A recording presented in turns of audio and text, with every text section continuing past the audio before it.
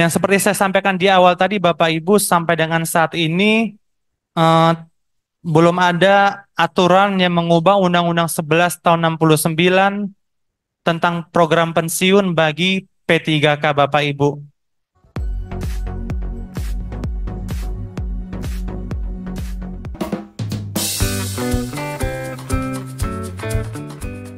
Saya dipercaya sebagai Kepala Seksi Layanan dan Kepesertaan di Kantor Cabang Taspen Samarinda. Dan hari ini izinkan saya sharing sedikit kepada Bapak Ibu semua. Taspen ini adalah memang badan usaha milik negara yang didirikan untuk mengelola program jaminan sosial bagi aparatur sipil negara, pejabat negara, P3K, dan tenaga honorer. Nah, Bapak Ibu, jadi perlu kami sampaikan bahwa kepesertaan baik itu CPNS, P3K di Taspen itu adalah otomatis ketika Bapak Ibu CPNS, ketika Bapak Ibu P3K pertama kali digaji dan Taspen menerima iurannya, itu otomatis menjadi peserta Taspen. Jadi tidak perlu melakukan pendaftaran. Ketika Bapak Ibu digaji, tentunya ada potongan iurannya nih ke Taspen, kita upload ke database. Nah, Bapak Ibu P3K yang baru diangkat itu otomatis menjadi pesertanya Taspen. Kemudian kalau zaman dulu beberapa tahun yang lalu kita masih mencetak namanya kartu peserta Taspen. Namun per tahun 2023 kita sudah beralih ke kartu digital, Bapak Ibu. Jadi Bapak Ibu P3K, Bapak Ibu PNS bisa mengakses kartu peserta Taspen secara online melalui aplikasi TOS, itu Taspen One Hour Online Service.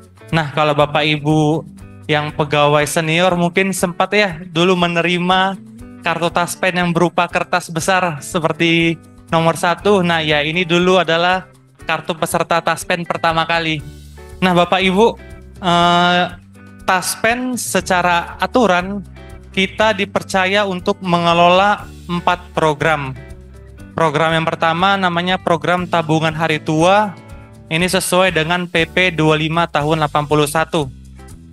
Program yang kedua yaitu program pensiun sesuai dengan Undang-Undang 11 tahun 69. Program yang ketiga dan keempat namanya jaminan kecelakaan kerja dan jaminan kematian. Ini diatur melalui PP 70 tahun 2015 yang kemudian diubah melalui PP 66 tahun 2017.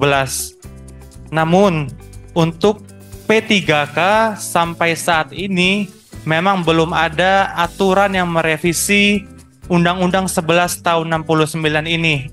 Sehingga sampai saat ini untuk kepesertaan P3K itu hanya masih di program THT, JKK, dan CKM. Jika memang nanti di kemudian hari ada aturan yang merevisi bahwa P3K juga mendapat pensiun bulanan, kemudian nanti juga jika dari pemerintah daerah menerbitkan SK pensiun, tentunya Taspen juga akan membayarkan sesuai dengan aturan yang berlaku.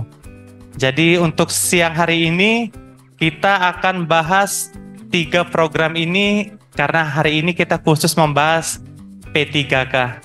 Baik, boleh next. Program yang pertama yaitu program jaminan hari tua.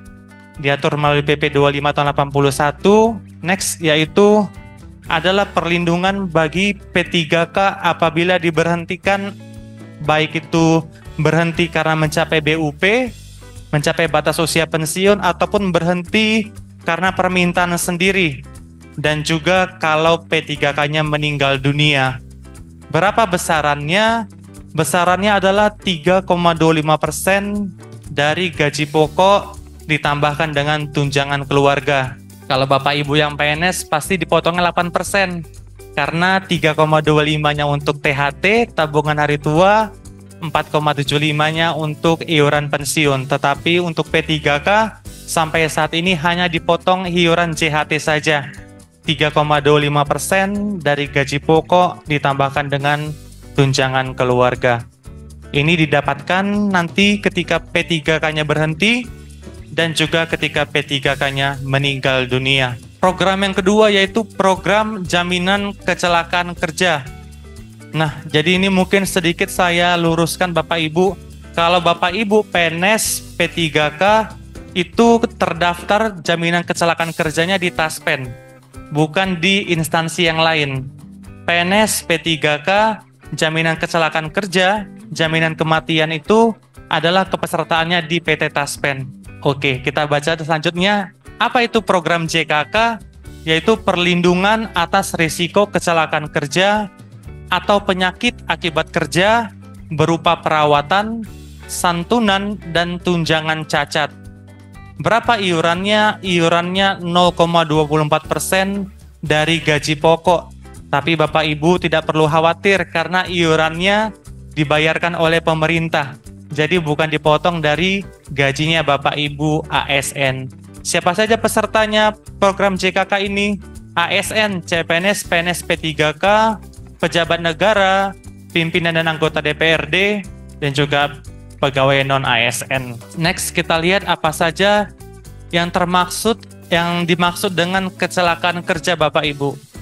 Yang pertama, yang dimaksud dengan kecelakaan kerja adalah kecelakaan yang terjadi ketika Bapak Ibu menjalankan tugas kewajibannya. Contoh yang paling mudah adalah misalkan nih, Bapak Ibu gedung kantornya bertingkat. Nah, di jam kerja misalkan Bapak Ibu turun tangga, kemudian terpeleset, mohon maaf misalnya, patah kaki, nah itu termasuk dalam kecelakaan kerja. Kalau terjadi kejadian seperti itu, maka biaya perawatannya ditanggung oleh PT Taspen, karena termasuk dalam jaminan dalam kecelakaan kerja. Contoh yang kedua dimaksud dengan kecelakaan kerja adalah dalam keadaan lain yang ada hubungannya dengan dinas, sehingga kecelakaan itu disamakan dengan kecelakaan yang terjadi dalam menjalankan tugas kewajibannya. Sebagai contoh, misalkan Bapak Ibu mewakili kabupaten nih dalam pertandingan bola, sepak bola. Kemudian Bapak Ibu ternyata di dalam pertandingan tersebut kakinya beradu nih dengan kaki musuh, kemudian Bapak Ibu terjatuh, nah itu perawatannya masuk dalam kecelakaan kerja yang ditanggung di Taspen. Yang ketiga, karena perbuatan anasir yang tidak bertanggung jawab ataupun sebagai akibat tindakan terhadap anasir itu dalam melaksanakan tugas. Mungkin kalau saya contohkan bagi PNS nih ya, misalkan seorang camat dapat tugas pembebasan lahan, kemudian ternyata ada pihak yang tersinggung ya, atau yang merasa dirugikan, kemudian tiba-tiba datang nih melukai camatnya, nah itu termasuk dalam kecelakaan kerja. Kalau camatnya terluka karena kejadian anasir, nanti dirawat dan ditanggung oleh PT Taspen. Yang keempat, dalam perjalanan dari rumah menuju tempat kerja ataupun sebaliknya. Jadi Bapak Ibu dari rumah ke kantor ataupun dari kantor pulang ke rumah, kalau terjadi kecelakaan, itu termasuk dalam kecelakaan kerja. Tapi nanti kita lihat dulu tempat dan waktu kejadiannya Bapak Ibu ya. Yang kelima adalah jika Bapak Ibu mengalami penyakit akibat kerja. Ini biasanya dialami oleh pegawai di rumah sakit. Mungkin setelah bertahun-tahun bekerjanya terkena radiasi. Kemudian setelah bertahun-tahun bekerja, ternyata akibat pekerjaan tersebut mengalami penyakit.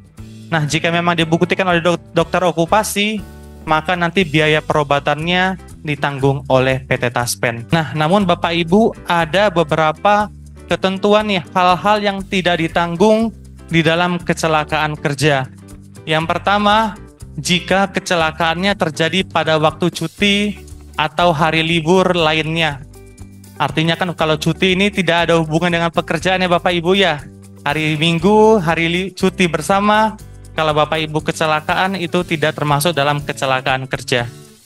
Yang kedua, kecelakaan yang terjadi di mes yang tidak berada di lokasi tempat dan jam kerja. Yang ketiga, kecelakaan yang terjadi di luar waktu kerja dalam melakukan kegiatan yang bukan merupakan tugas dari atasan untuk kepentingan instansi. Nah, misalkan nih Bapak Ibu contohnya nomor 3 ya. Sebenarnya jam kerja Bapak Ibu pulangnya jam 5. Tapi kemudian Bapak Ibu, bentar lagi aja pulang di kantor dulu sampai jam 8 ngopi-ngopi. Nah, ternyata pulang jam 8 menuju rumah terjadi kecelakaan, nah itu tidak termasuk dalam kecelakaan kerja Bapak Ibu, karena bukan lagi termasuk di dalam waktu kerja. Yang keempat, kecelakaan yang terjadi pada waktu yang bersangkutan meninggalkan tempat kerja untuk kepentingan pribadi, seperti pergi untuk makan, tidak dianggap untuk sebagai kecelakaan kerja. Jadi kalau siang hari jam istirahat Bapak Ibu pergi beli makan ke warung, atau misalkan izin perpanjang SIM, atau mungkin izin sebentar mau kondangan nih. Kalau Bapak Ibu izin keluar untuk kepentingan pribadi, kemudian mohon maaf terjadi kecelakaan, maka itu tidak ditanggung karena Bapak Ibu perginya meninggalkan tempat kerja untuk kepentingan pribadi. Yang kelima, kecelakaan yang terjadi di luar waktu kerja atau melakukan kegiatan yang bukan berhubungan dengan kedinasan. Kemudian kasus meninggal mendadak yang terjadi di lokasi tempat kerja, pelayanan kesehatan yang dilakukan setelah kepesertaan berakhir. Jadi artinya Bapak Ibu, kalau Bapak Ibu sudah pensiun atau sudah berhenti sebagai P3K, kalau terjadi kecelakaan itu bukan lagi termasuk dalam kecelakaan kerja. Nah Bapak Ibu, ada 13 manfaat dari program jaminan kecelakaan kerja. Yang pertama, ada biaya transportasi untuk mengangkut jenazah. Yang kedua, ada cacat sebagian anatomis.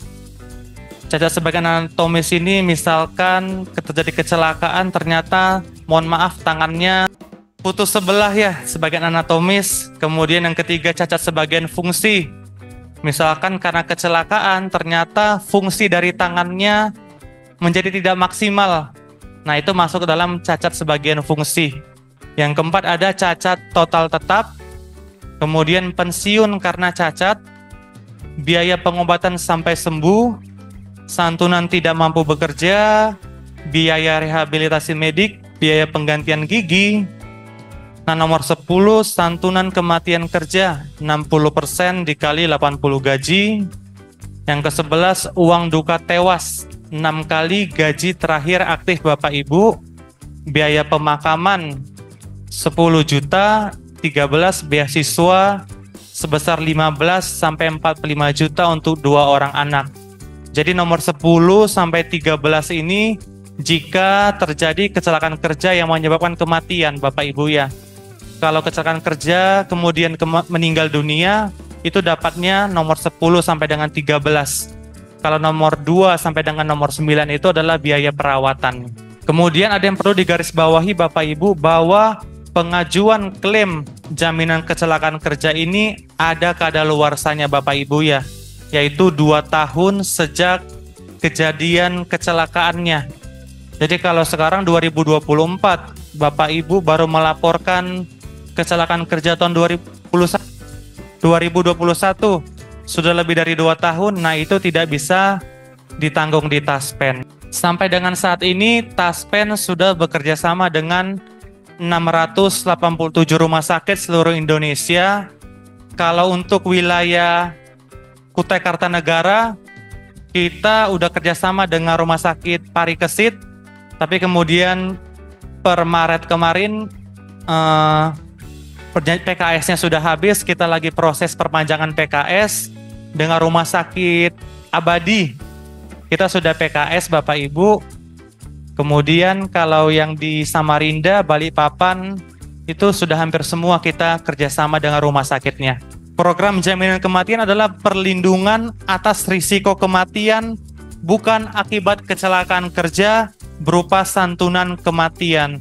Jadi kalau meninggalnya karena tugas dinas, karena kecelakaan kerja, itu masuknya dalam program jaminan kecelakaan kerja.